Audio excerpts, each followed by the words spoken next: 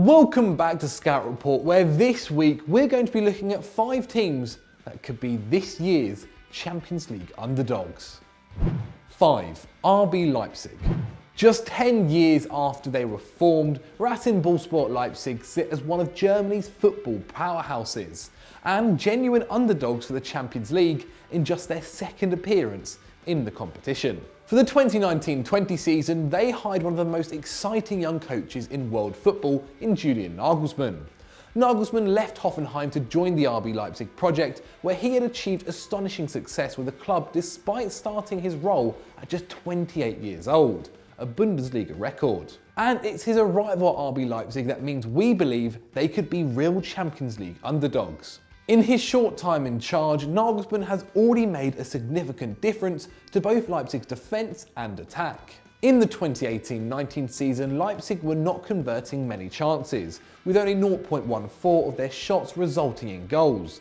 But this year that stat has increased to 0.2, meaning Leipzig are statistically scoring 1 in every 5 attempts. Part of this success has been RB Leipzig's ability to hold onto star striker Timo Werner.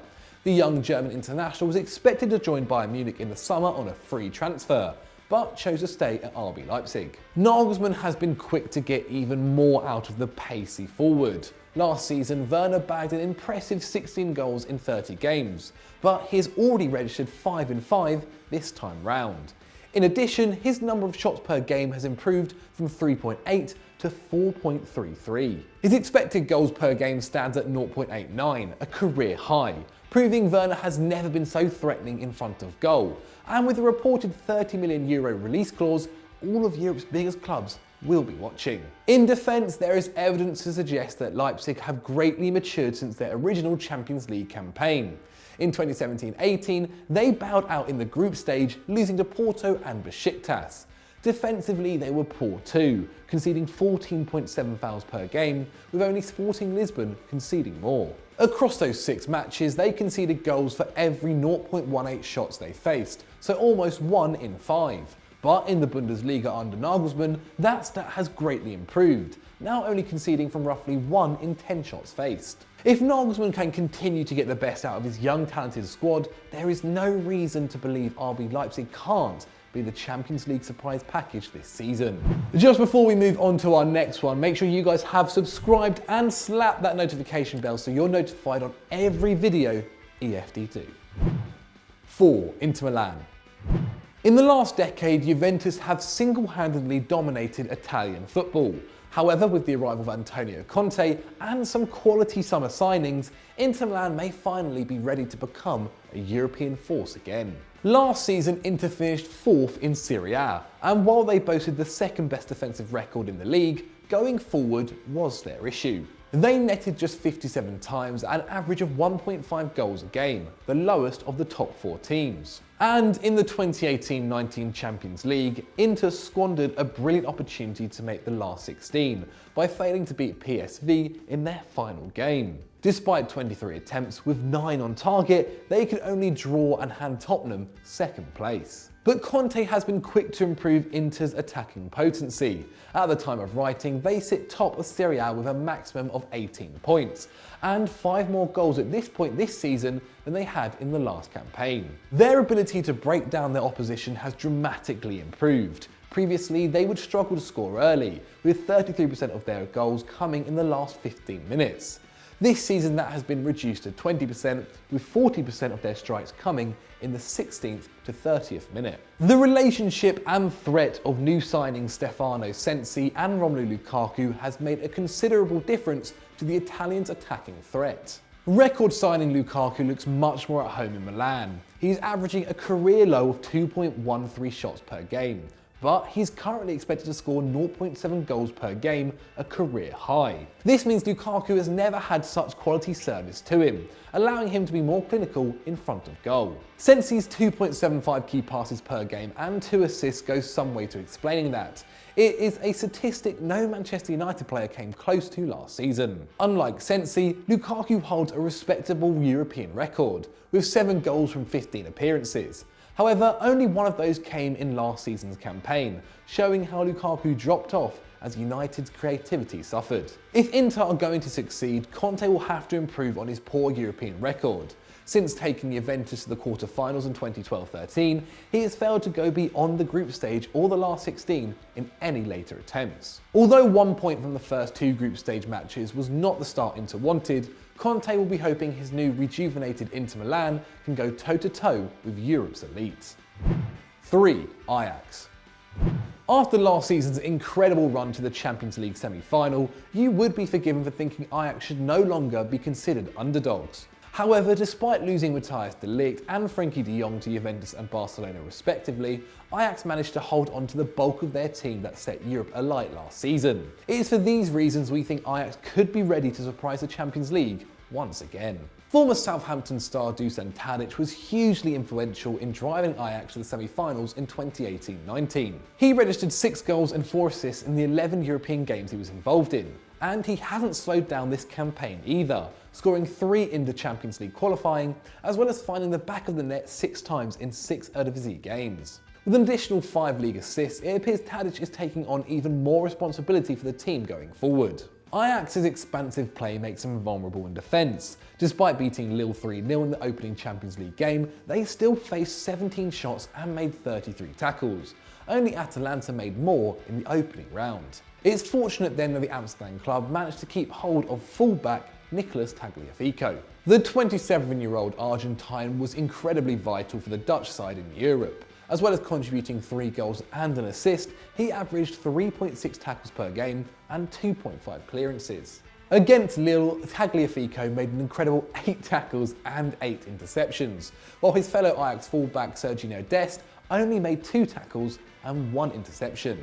If teams want to attack Ajax in future, they would be wise to avoid his side of defence. However, the real success in the summer for Ajax was holding on to Moroccan attacker Hakim Ziyech. One of the real stars of the Champions League, the 22-year-old found the net 3 times and registered 3 assists in last year's campaign. A constant threat to the opposition, he averaged 5.1 shots per game, completed 2.8 dribbles, and subsequently was fouled on average twice per game, the most of any Ajax player.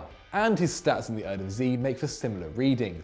5.2 shots per game and 2 completed dribbles proves that keeping Ziyech keeps Ajax as dangerous as ever. By selling who they could afford to sell and keeping who they needed to keep, Ajax have a genuine chance of repeating their underdog story.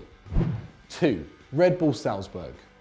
Red Bull Salzburg got heads turning when they crushed Genk 6-2 in the opening round of the Champions League this year.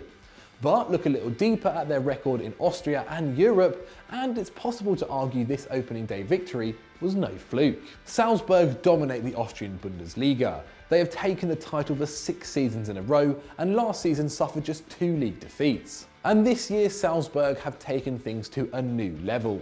At the time of writing, they sit top of their league, having scored an astonishing 36 goals in just 8 games. But their goal-scoring form isn't just exclusive to the Austrian Bundesliga. Despite facing strong opposition in Napoli, RB Leipzig and Celtic, Salzburg on average registered 18.7 shots per game in the Europa League last season, more than any other team. They also registered the most shots on target, while 20 of their 25 goals came from open play, showing how Salzburg are capable of playing football to open up the opposition. To put this into context, only 19 of Arsenal's 30 Europa League goals came from open play. Salzburg's success would attract interest in their players, and it was no surprise to see Israeli top scorer Monas de Boer make a big move to Sevilla for a reported £15.3 million. But Salzburg wasted little time finding a replacement. Rising Norwegian star Erling Braut Haaland has more than stepped up to the plate.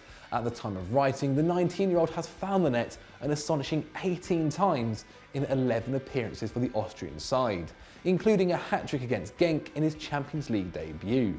In that game, he scored from every shooting opportunity that came his way. As a team, they registered 26 shots with 13 on target. 17 of these came from within the penalty area, with the majority of their attacks coming through the centre of the pitch. These are the areas that Haaland and the equally impressive Korean forward Hee Chan-hwan operate in. In that game, Hwang posted an impressive 2 assists and 1 goal, with 3 big chances created, showing that Hwang and Haaland have a brilliant understanding up front. Red Bull Salzburg are a team who know how to win, and win big. With Napoli and Liverpool in their group, they will have to show they can apply their phenomenal winning mentality against Europe's best. 1. Paris Saint-Germain. Now, before you get in an uproar about PSG being on this list, let's consider the French giants' recent history in Europe's biggest competition. Since being bought by Qatar in 2014, PSG have spent a staggering €1 billion on some of football's biggest stars. And while winning in France has never been an issue, glory in Europe continues to escape them. Last season's limp defeat to a weakened Manchester United and Barcelona's historic 6-1 comeback the season before exemplifies PSG's frustration in Europe. With the likes of Neymar, Cavani and Mbappe in their ranks, going forward has not been a problem for PSG. In 2017, they set a Champions League record by scoring 25 times in the group stage, and last season found the net 17 times in a group containing Liverpool and Napoli. But with so much attacking talent, PSG have often struggled to find balance in the midfield. That was until the arrival of Idrissa Gueye. Against Real Madrid, the Cameroonian was the stand-up midfielder in the Champions League. Winning 4 of his tackles, Gueye attempted 27 final third chances and created the most chances of anyone in his team.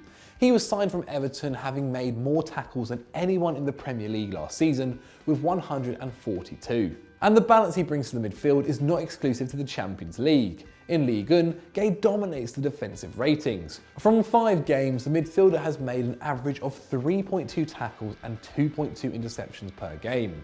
Overall, the best statistics in the league. To put this improvement into perspective, Marco Verratti, the man charged with performing Gueye's holding role in previous years, averaged 2.8 tackles and 0.7 interceptions. While his stats were slightly better in Europe, they still don't compare to Gueye. A rejuvenated Neymar will also be key to the French side's success. After his unsavoury transfer saga in the summer, Neymar will surely feel he has something to prove to the global footballing community. 3 match-winning goals from his 4 PSG opening games of the season shows he means business. The Brazilian currently holds an impressive record of 27 goals from 48 appearances in the Champions League, and there is no reason to suggest he won't considerably add to that this season. By keeping Neymar and addressing their unbalanced midfield, PSG have arguably never been stronger. And with expectations lowered for their Champions League campaign, 2020 may finally be PSG's year. So those were our 5 Champions League underdogs, but what do you guys think? Have we missed out anyone else like Chelsea? Let me know in the comments below. If you've enjoyed this video, please click on the one on screen right now for more. And as always guys, don't forget to like and subscribe.